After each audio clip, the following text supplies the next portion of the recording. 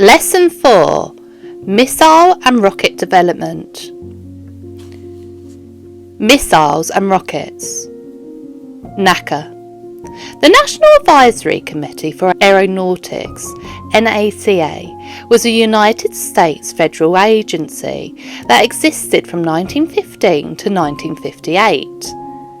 It was responsible for the advancement of aeronautical research and development in the country. NACA played a crucial role in the development of aviation and aerospace technology during its existence. It was established on March 3, 1915 as an independent agency by an Act of Congress. Its primary purpose was to conduct and promote research in aeronautics with a focus on improving the design and performance of aircraft. One of NACA's main goals was to solve technical problems and challenges faced by the aviation industry. The committee conducted extensive research in areas such as aerodynamics, propulsion, structures, materials, and flight mechanics. NACA engineers and scientists carried out experiments and tests in wind tunnels, flight test facilities and laboratories to gather data and develop new technologies. NACA's research and findings were made available to the aviation industry, allowing manufacturers and designers to benefit from the latest scientific knowledge and advancements. This collaboration between NACA and industry partners helped spur innovation and improve the safety, efficiency and performance of aircraft.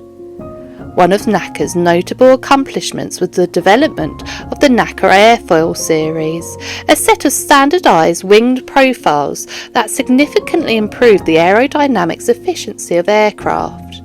These airfoils became widely adopted in industry and contributed to the development of faster and more manoeuvrable aircraft.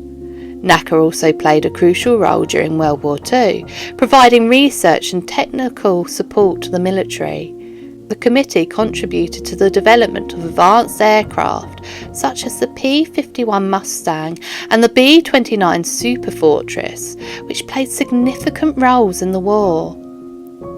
In 1958, NACA was dissolved and its assets and personnel were transferred to the newly formed National Aeronautics and Space Administration, NASA. NASA continued the aeronautical research and development work initiated by NACA while expanding its focus to include space exploration. The legacy of NACA can be seen in the advancements made in aviation and aerospace technology. The research and discoveries made by the committee laid the foundation for many of the advancements in aeronautics and space exploration that we see today. NACA's X-Planes. NACA's X-Planes, also known as NACA Experimental Aircraft, were a series of experimental aircraft developed and tested by the National Advisory Committee for Aeronautics, NACA, in the United States. The X-Planes were a significant part of NACA's research program and played a crucial role in advancing aviation technology. The NACA's X-Plane series began in the 1940s and continued through the 1950s. The main goal of these experimental aircraft was to explore and test new concepts and technologies that could improve the performance, safety and efficiency of aircraft. One of the most famous NACA X-Planes was the Bell X-1, which became the first manned aircraft to exceed the speed of sound in level flight. The X-1 was piloted by Chuck Yeager, achieved supersonic speeds on October 14, 1947, marking a major milestone in aviation history. The success of the X-1 led to the development of other X-planes, each designated with a unique number. These aircraft explore various aspects of flight, including high-speed flight, supersonic flight, and hypersonic flight, aerodynamics, and handling qualities. Some notable NACA X-planes include the X-3 Stiletto, a research aircraft designed to investigate supersonic flight. It had a unique slender fuselage and swept-back wings. The X-15, a rocket-powered aircraft capable of reaching hypersonic speeds. The X-15 set numerous altitude and speed records during its flights. The X-29, an experimental aircraft with forward-swept wings designed to explore the advantages and challenges of this configuration. The X-31, an aircraft designed to study advanced flight control systems, including thrust vectoring for enhanced maneuverability. The X-43, a series of unmanned hypersonic aircraft that has set several speed records, including the world record for the fastest speed ever achieved by an aircraft. The NACA X-planes were instrumental in advancing aeronautical research and development. They tested new technologies, gathered valuable data and provided insights into the challenges and possibilities of flight at high speeds and altitudes. The knowledge gained through these experiments contributed to the design and development of commercial and military aircraft, as well as advancements in aerospace engineering. The Redstone Missile. The Redstone missile was a surface-to-surface ballistic missile developed by the United States during the Cold War. It played a significant role in the early years of America's missile program and was the first large, long-range missile deployed by the US Army. The development of the Redstone missile began in the early 1950s at the Redstone Arsenal in Huntsville, Alabama. The missile was based on the V-2 rocket technology that German scientist Wernher von Braun and his team had worked on during World War II. The Redstone missile was a single-stage, liquid-fueled rocket. It stood about 69 feet tall and had a diameter of 5.5 feet. It was powered by a Rocketdyne A7 engine, which burned a mixture of liquid oxygen and anhydrous hydrazine as propellants. The missile had a range of approximately 200 miles, 320 kilometres, and could carry a nuclear warhead or a conventional high-explosive payload. It was initially designed as a tactical weapon intended to be used for battlefield purposes, such as striking enemy troops concentrations or infrastructure targets. The Redstone missile was notable for its accuracy and reliability. It featured an advanced guidance system that included an inertial guidance system and radio command guidance. This allowed for precise targeting and adjustments during flight. The missile had a circular aeroprobable CEP of about 1,500 feet, meaning that half of the missiles launched would land within 1,500 feet of the target. The Redstone missile made its first successful test flight in August 1953. It was soon deployed by the US Army as part of its arsenal and served as a key deterrent during the early years of the Cold War. One of the most significant uses of the Redstone missile was its deployment in Europe as part of the US Army's nuclear forces. The missiles were stationed in West Germany and were aimed at potential targets in the Soviet Union and Eastern Europe. The presence of the Redstone missiles in Europe was a source of tension between the United States and the Soviet Union during the Cold War. In addition to its military applications, the Redstone missile also played a role in the early days of the US space program. A modified version of the missile, known as the Redstone Jupiter-C, was used to launch the first American satellite, Explorer 1, into orbit in 1958.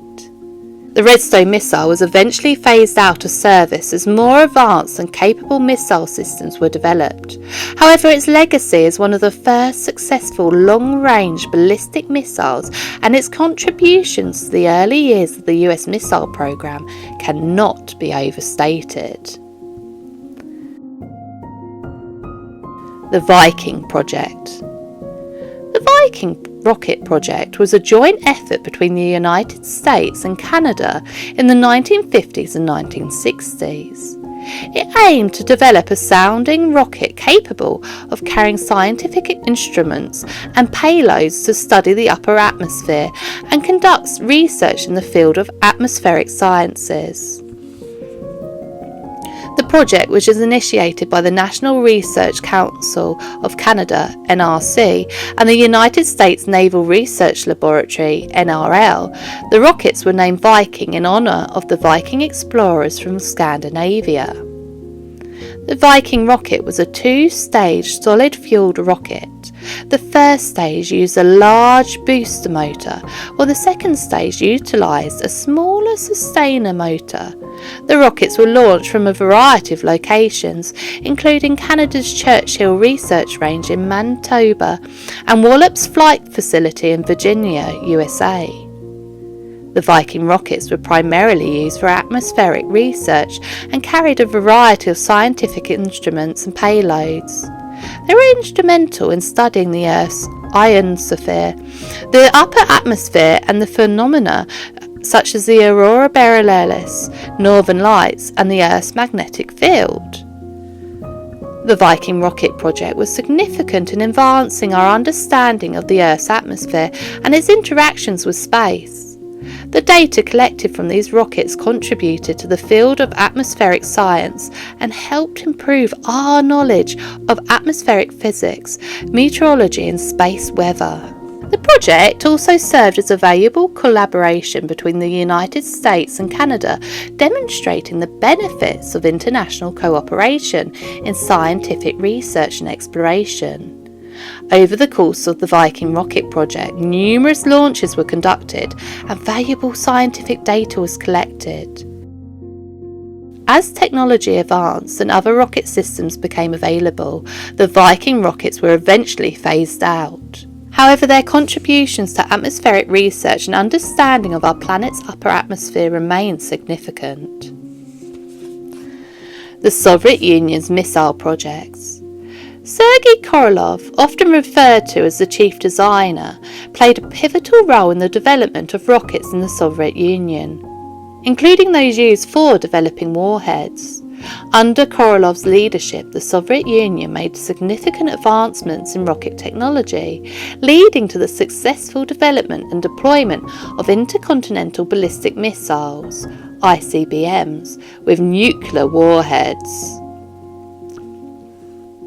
In the aftermath of World War II, the Soviet Union recognised the strategic importance of long-range rockets and began investing heavily in rocket research and development. Korolev, along with his team, were tasked with designing and building these rockets. One of the key projects under the Korolev's leadership was the R-7 Semyorka, also known as the SS-6 Sapwood in NATO classification.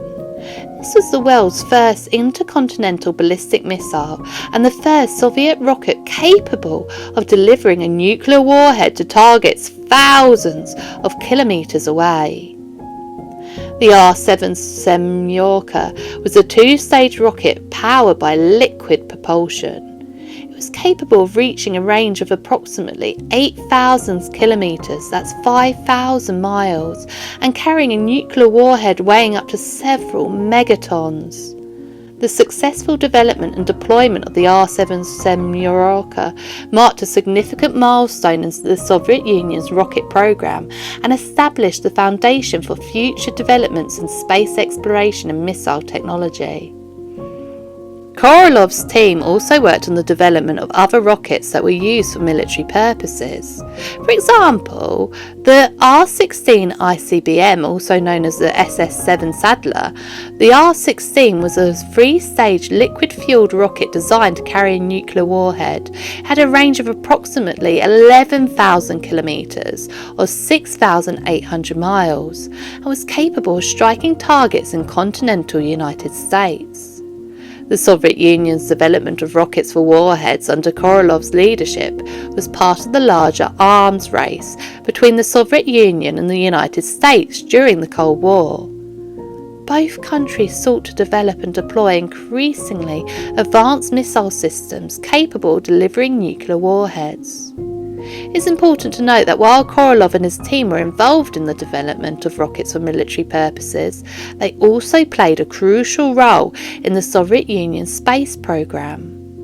Korolev's expertise and leadership were instrumental in the successful launch of the world's first artificial satellite, the Sputnik, in 1957, and later in Soviet Union's manned space missions, including the Vostok and the Soyuz programs. The Soviet Union's atomic bomb. The Soviet Union's atomic bomb, known as the RDS-1 or First Lightning, was heavier than the American atomic bomb dropped on Hiroshima during World War II. This weight difference was primarily due to the different design approaches taken by the Soviet Union and the United States in developing their atomic bombs. The American atomic bomb, codenamed Little Boy, used a design known as a gun-type weapon. It contained a subcritical mass of uranium-235 and relied on the conventional explosives to be forcibly bring together two subcritical masses, initiating a nuclear chain reaction and causing an explosion. The simplicity of this design allowed for a relatively lightweight bomb. On the other hand, the Soviet Union pursued a different approach. Their atomic bomb, codenamed the RDS-1, used a design known as an implosion-type weapon. This design involved compressing a subcritical mass of plutonium-239 using conventional explosives to achieve a supercritical mass, resulting in a nuclear explosion. The implosion design required more sophisticated engineering and a larger amount of fissile material, making the bomb heavier. The implosion design used by the Soviet Union was more efficient in terms of the amount of fissile material required to achieve nuclear explosion. It allowed for the use of plutonium-239, which is more readily available than highly enriched uranium-235. However, uranium-235 is less dense than plutonium-239, leading to a lighter and more manoeuvrable bomb. The heavier weights of the Soviet atomic bomb meant that they needed more powerful rockets to deliver them to their intended targets. So the Soviet Union, recognizing the need for long-range delivery systems that could transport their heavier atomic bombs over greater distances, were able to develop more powerful rockets that were capable of carrying heavier payloads. The Soviet Union's focus on developing advanced rocket technology and long-range delivery systems was not only for military purposes, but also laid the foundation for their future achievements in space exploration, including the launch of the world's first artificial satellite, the Sputnik, in 1957.